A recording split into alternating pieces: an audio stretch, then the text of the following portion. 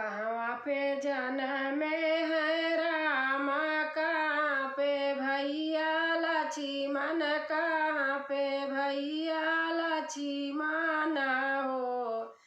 सखिया कहवा पे जनमे कन्हैया, तीनों कुला ताराई हो।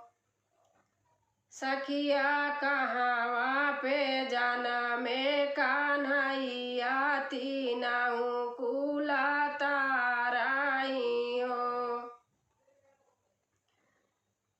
अयोध्या में जनमे है रामा, उही पे भैया लक्ष्मण, उही पे भैया लक्ष्मण हो। सखिया मथुरा में जनमे कन्हैया, तीनों कुला ताराई हो। सखिया मथुरा में जनमे कन्हैया, तीनों कुला ताराई हो। कि कहवा पे जनमे है रामा, कहाँ पे भैया लक्ष्मण, कहाँ पे भैया लक्ष्मण हो। सखिया कहवा पे जनमे कन्हैया, तीनों कुला ताराई हो। के करे कोखी जनमे है रामा, के करे भैया लक्ष्मण, के करे भैया लक्ष्मण हो। सखिया के करे न जनमे कन्हैया, तीनों कुला ताराई हो। सखिया के करे न जनमे कन्हैया, तीनों कुला ताराई हो।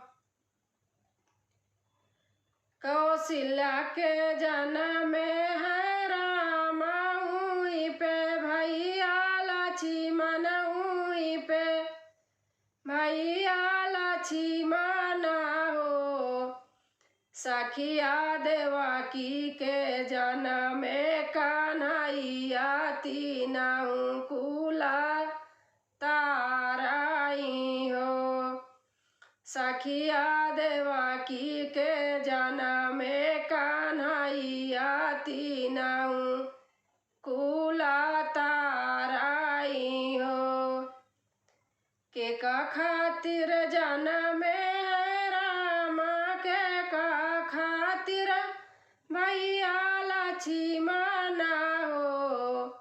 सखिया के का खातिर जनमे कन्हैया, तीनों कुला ताराई हो।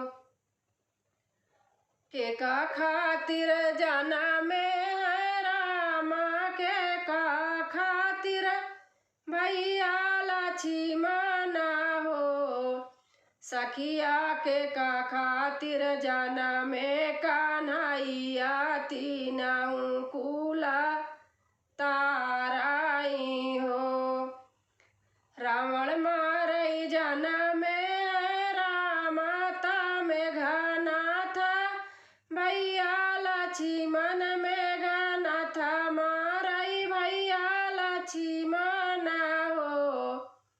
सखिया कंसा मारई जनमे कन्हैया, तीनों कुला ताराई हो। सखिया कंसा मारई जनमे कन्हैया, तीनों कुला ताराई हो। अच्छा लगे तो लाइक करना, शेयर करना, सब्सक्राइब करना।